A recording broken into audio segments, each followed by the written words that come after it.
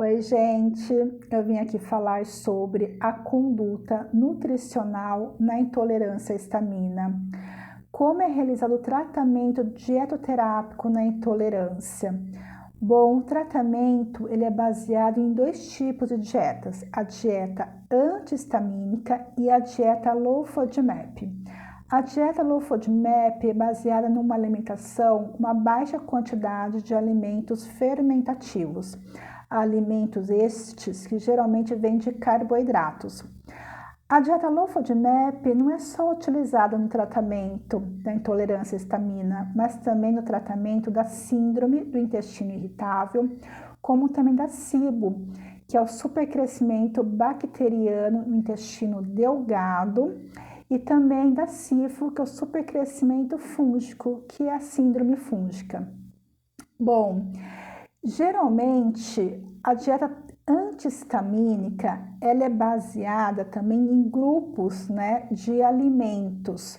Estes grupos eles são divididos, pois a gente já tinha visto também em algum vídeo anterior que eu mencionei estes grupos, eu falei de cada alimento.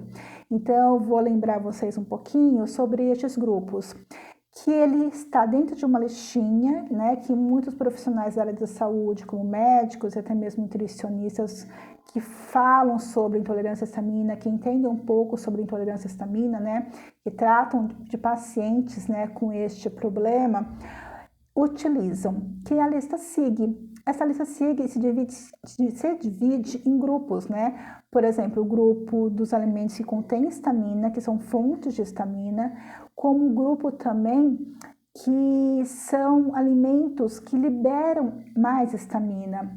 Também o grupo de alimentos que prejudicam, que inibem a produção da enzima DAO, como também tem um grupo de outras aminas biogênicas. Então, a gente tem que observar todos os grupos, todos os alimentos de cada grupo. Alguns destes alimentos acabam se repetindo também, por isso que é muito importante observar, quais são esses alimentos, que às vezes até pode prejudicar ainda mais o nosso paciente.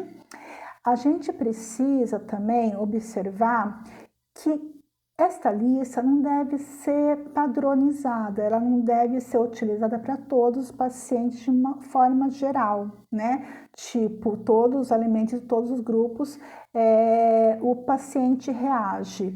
Não, por isso que é tão importante a avaliação nutricional. A gente precisa ficar bem atento, por isso que precisa ser feita uma entrevista muito assim, com muito cuidado, na verdade, A gente precisa prestar atenção, a gente precisa ouvir, ter um ouvido atento, ao paciente. E para isso, a gente precisa mostrar estes alimentos ao paciente, E mesmo que ele não lembre na primeira consulta, a gente pedir para que ele faça um recordatório nutricional, tipo um diário alimentar, para que ele escreva aqueles alimentos que ele sente que reage, E assim a gente pode fazer um comparativo. Por muitas vezes também tem pacientes, que reagem a determinados grupos e a outros grupos reagem menos. Como também a gente pode até prestar atenção com relação à quantidade destes alimentos, porque por muitas vezes o paciente, quando come metade de uma goiaba, ele não reage, mas quando ele come uma goiaba inteira, ele passa mal. Então, por isso que a gente tem que observar alimentos e quantidades e grupos também destes alimentos, tá? É muito importante. Então, entender que o paciente deve ser acompanhado de maneira assim individualizada, Ele não pode ser generalizado com todos os sintomas que todos encontram, Porque são sintomas assim inúmeros, que cada um tem diferente um do outro, Então, cada pessoa realmente é única, Então, a gente precisa prestar atenção, não só com relação a sintomas, mas também com relação aos alimentos e grupos desses alimentos, tá? É igual aos alimentos também mais fermentativos, que é da dieta low FODMAP. Também, tem pessoas que reagem, por exemplo, a muito feijão, Tem outras que não, se comer um pouquinho não tem problema algum. Tem outras que reagem muito a brócolis. Tem outras pessoas que falam que não, podem comer brócolis, que não tem problema algum. Então, assim, vai muito de cada um, por isso que a gente não pode generalizar, tá? Bom, essa conduta nutricional, a gente tem que se basear que a gente precisa prestar atenção também e falar para o nosso paciente sobre os alimentos, né, industrializados, principalmente aqueles, né, de prateleira, né, de mercado, que a gente vê que contém muitos aditivos, né, demais, e esses aditivos comprometem muito, porque eles são estimuladores de mastócitos, né, que liberam mais histamina. Então, é muito importante falar para o paciente ler rótulos, porque a gente percebe que esses aditivos que têm estabilizantes, corantes, conservantes, né, tanta coisa, quando a gente vê o rótulo, tem tantos ingredientes que na verdade não é comida de verdade aquilo lá, é tudo para conservar mesmo, né? Aquele alimento na prateleira. Então a gente precisa mostrar para o paciente que ele precisa procurar os alimentos mais in natura, os alimentos mais frescos também. E se for comer algum industrializado, aquele que contém menos ingrediente possível, tá? Então, essa é uma conduta também que a gente precisa colocar, né, dentro do tratamento. Então, ler rótulos sempre. Não só com relação aos alimentos, mas também com relação à preparação destes alimentos. Porque por muitas vezes o paciente ele vai comer aquele alimento que não tem tanta histamina, né? Que ele não viu nem assim, nem prestou atenção praticamente nos grupos, até o próprio nutricionista não falou que precisava se preocupar com aquele alimento, por exemplo, uma carne, né? Então, que poderia estar comendo, por exemplo, uma carne vermelha ou até mesmo um frango. O peixe ainda está dentro da listinha, né? Então a gente não se preocupa tanto. Mas com relação a preparações, por exemplo, até mesmo de carnes, quando a gente compra e a gente prepara, a gente percebe diferença. Até mesmo quando a gente vai num restaurante também, a gente percebe diferença no alimento que é mais fresco ou não. É incrível, não é porque o intolerante à histamina, ele é enjoado, não é isso. É porque realmente ele reage, é porque realmente ele passa muito mal. E eu falo isso por experiência, né? Não só como nutricionista, porque eu vejo no consultório, mas também porque eu sou intolerante, vocês sabem disso, porque eu já dei o meu depoimento várias vezes, né?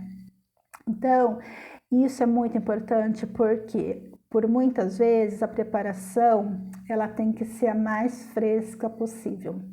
Aquela questão de armazenar o alimento, às vezes, de um dia para o outro, às vezes a pessoa intolerante à histamina, ela passa muito mal.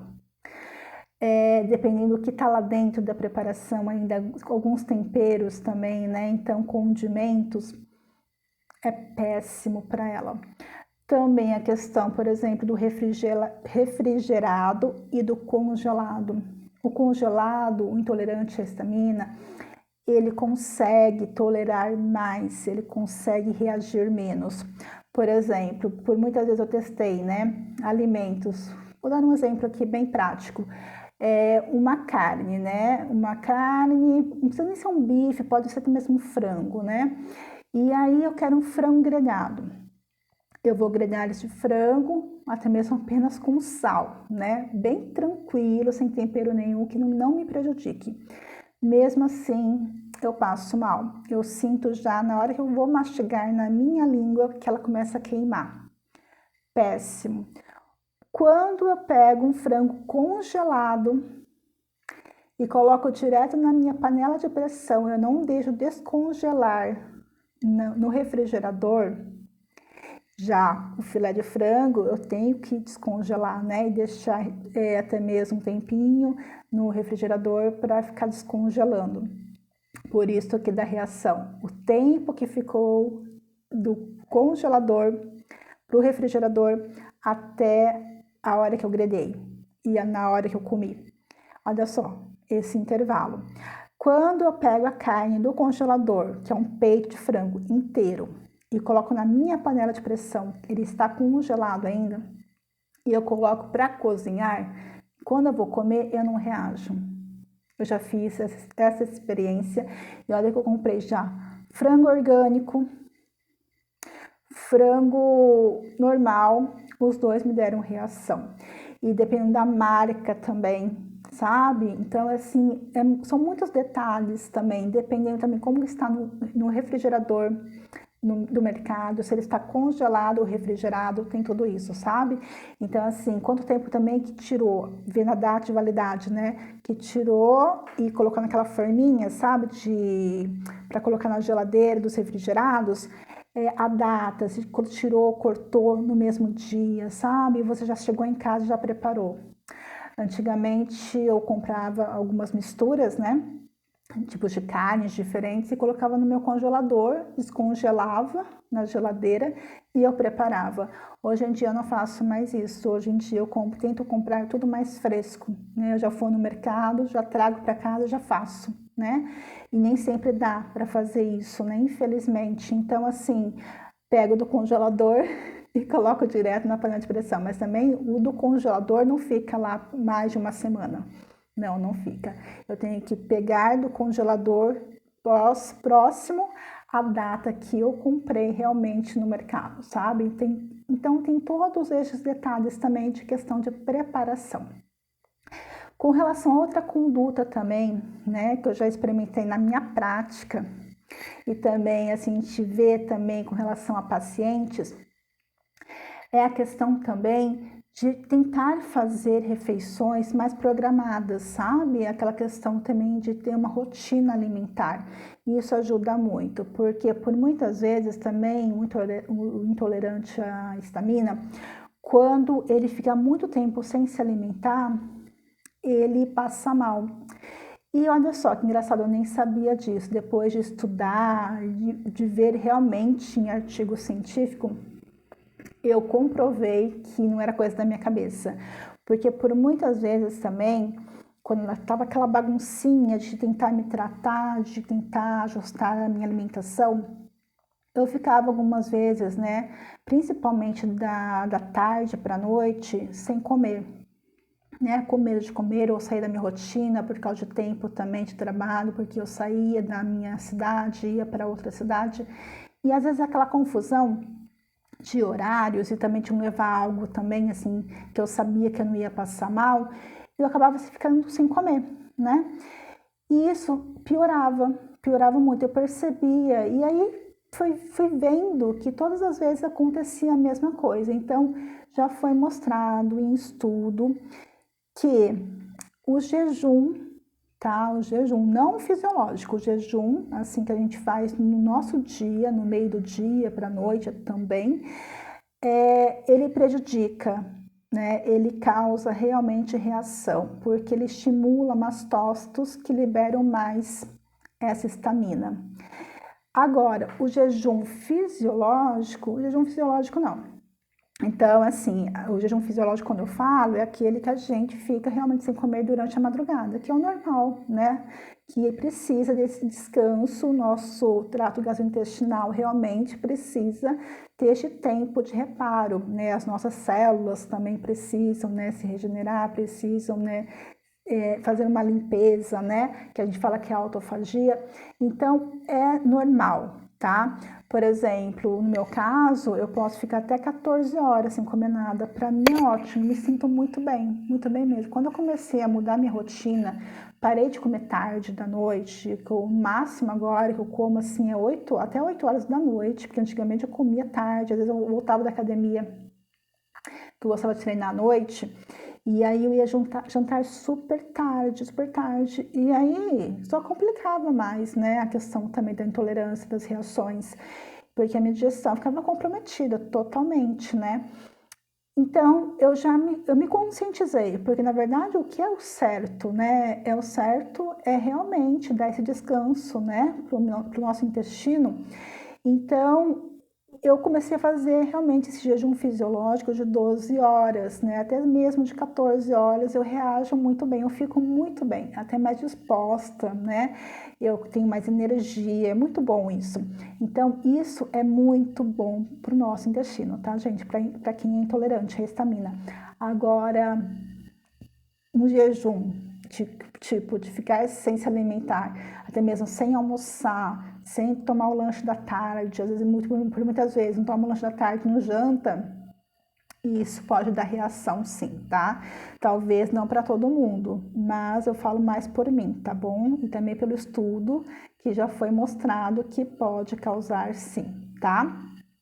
Bom, agora eu quero falar das fases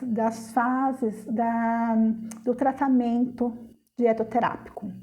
Bom, geralmente a gente utiliza 3 fases: a fase da eliminação, a fase da reintrodução e a fase também da manutenção, que é a melhor, né? A melhor de todas, que praticamente o paciente já está sabendo de tudo, né? Como agir, como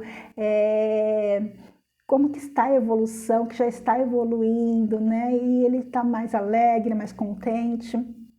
E eu tô, assim, praticamente já estou muito nessa fase também. É claro que eu preciso descobrir, né, o que está causando também, como eu falei no vídeo anterior, né, a questão da indigestão, que eu acredito que tem alguma coisinha a mais que eu quero compartilhar com vocês depois, mas esse é um processo e a gente vai compartilhando aos poucos, tá? Mas com relação a reações à histamina, tá tudo muito mais tranquilo, graças a Deus, aqueles sintomas todos que eu tinha, que até mencionei em outro vídeo também falando sobre sintomas, passaram muitos, então estou muito contente com relação a isso. Bom, mas voltando, a fase da eliminação. Então, é aquela fase que a gente está descobrindo, né, quais os alimentos que o paciente reage mais, qual que o paciente reage menos, né? Aquela fase da descoberta que o profissional nutricionista, né, até mesmo os médicos, eles podem estar orientando, perguntando, né, mostrando a listinha, né, mas sempre, né, gente, com muito cuidado dessa lista, não jogar na mão do paciente e falar, ó, corta tudo, pelo amor de Deus, porque aí no caso você pode prejudicar ainda mais o paciente, porque é uma dieta que não é fácil de fazer. Ela acaba sendo restritiva, mas não pode ser restritiva demais, porque senão o paciente ele pode prejudicar mais ainda a sua saúde e ficar cada vez mais doente, porque vai mexer com a imunidade dele. Por isso que tem que ser acompanhado com um profissional que entenda, um profissional principalmente que saiba sobre intolerância à histamina, sobre os alimentos ricos em histamina, sobre aqueles alimentos todos, dos grupinhos todos daquela listinha, e que ele consiga, acima de tudo, balancear essa dieta, este plano alimentar do paciente.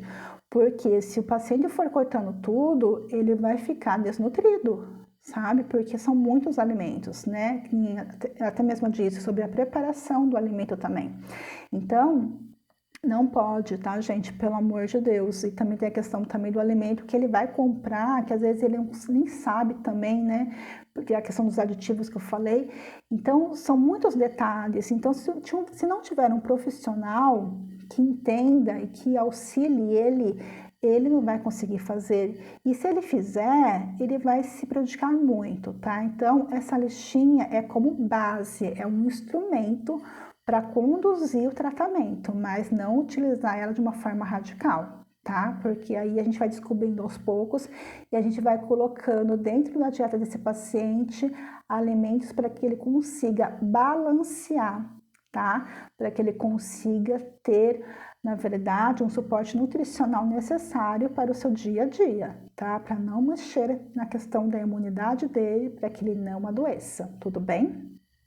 Bom, então também tem a questão da fase 1, tá? A fase 1, ela é muito importante também que o paciente tenha consciência que ele precisa ter paciência, porque é um tratamento demorado. Como eu disse para vocês também em outros vídeos, quando a gente fala de intestino é algo que a gente precisa vasculhar. Não é algo simples, não é de uma hora para outra que a gente vai conseguir corrigir tudo, tá? Então, a gente precisa mostrar para esse paciente que ele precisa ser tolerante, paciente com ele e também no tratamento, né? Porque ele não pode se desesperar. Geralmente, esse paciente, ele já vem cansado, né? Ele já vem assim, abatido, porque ele já está tirando praticamente tudo da alimentação, porque ele não sabe mais o que ele faz, ele fica totalmente perdido, né? Ele totalmente estressado, né? Até mesmo deprimido, ansioso. Então, vai mexendo com a parte emocional também da pessoa. Então, a gente precisa ter uma boa conversa com o paciente para que ele fique mais tranquilo e ele perceba que vai ter resultado sim, mas vai depender muito da tolerância dele e da paciência com o tratamento. Então, a primeira fase de eliminação geralmente dura em torno de 3 a 6 meses, ou até mais.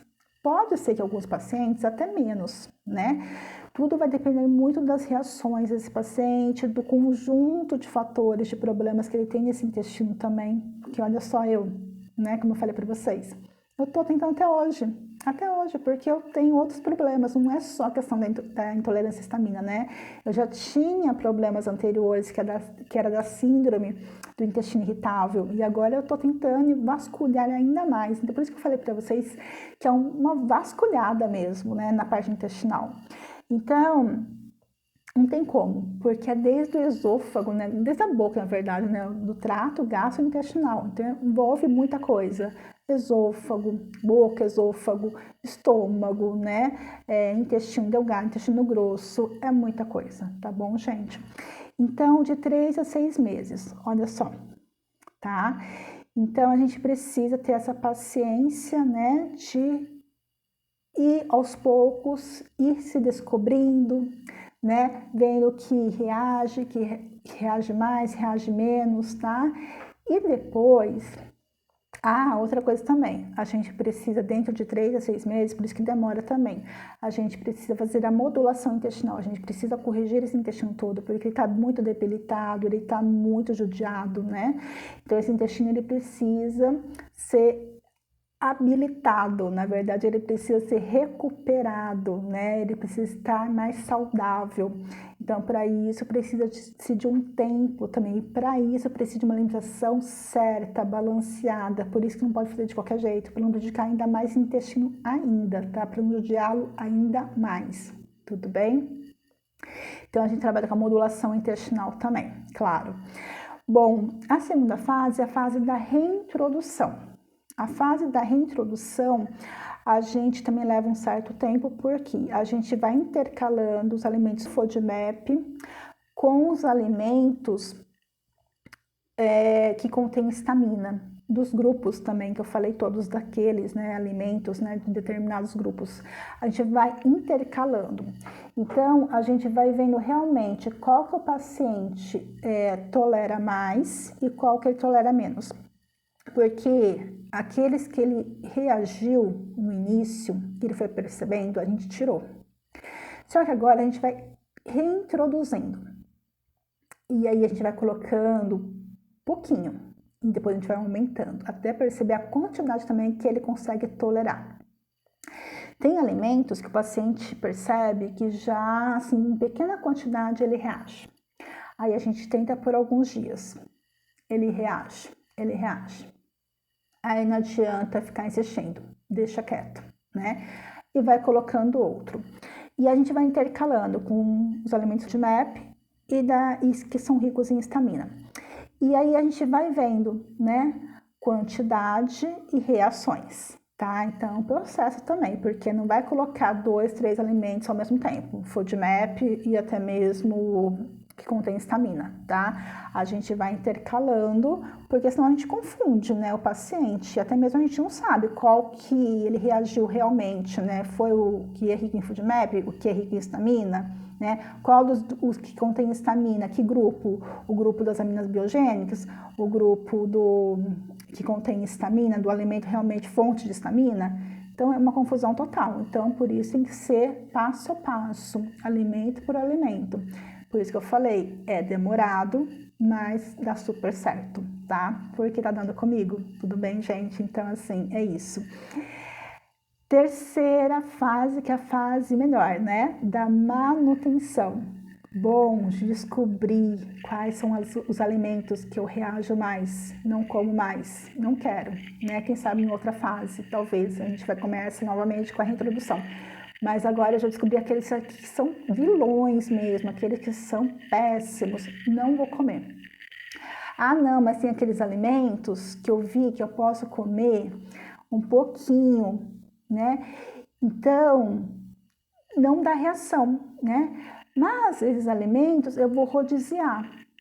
Eu não vou comer todos os dias. Eu até mesmo, eu comia praticamente, vamos lá, uma banana no café da manhã e uma banana à tarde.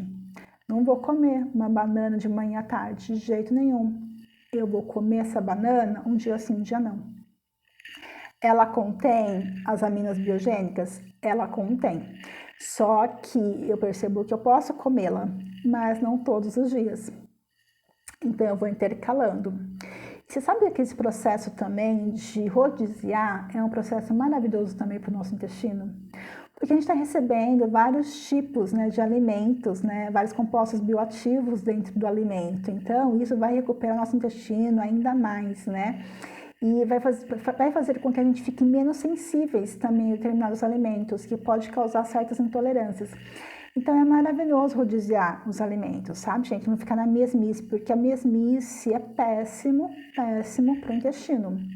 Então, por isso que eu falo que às vezes tem benefícios muito grandes, mesmo na doença, mesmo em problema de saúde, sabe? A gente começa a aprender a comer melhor, né? E a gente começa a prestar mais atenção naquilo que a gente come e com mais cuidado, né? Mexendo no nosso comportamento, nos nossos hábitos alimentares, e com isso a gente consegue prevenir outros problemas de saúde, né? Então, a gente enxerga benefícios por trás de tudo isso. O paciente começa a ficar mais feliz porque ele começa a ver que ele está melhorando e ainda mais, ele está tendo mais vida, tendo mais energia também, né? Então, por isso que é importante, né, a gente ter essa paciência, essa tolerância toda, né, com relação ao tratamento dietoterápico. Eu sei que é cansativo. Eu falo por mim, que por muitas vezes, assim, lá no comecinho eu ficava meio chateada, realmente, muito chateada, né? Eu já falei isso para vocês, né? Eu não... Às vezes eu nem me conformava, né? Eu falava assim, gente, o que está acontecendo? Mas quando a gente recebe o diagnóstico, é uma libertação. É maravilhoso, porque a gente consegue lidar melhor com a situação. A gente sabe o que a gente tem. E quando a gente procura o profissional, né? Quando a gente sabe que o profissional entende também do nosso problema, é muito melhor, porque ele fala a nossa língua, né? Quando eu descobri o meu problema através de profissionais, né, da minha área, inclusive, que são as minhas professoras, assim, que, me deram uma luz gigantesca quando eu comecei a fazer o curso, quando comecei a identificar tudo aquilo, que elas foram falando sobre experiências de paciente, experiências, né, como profissional.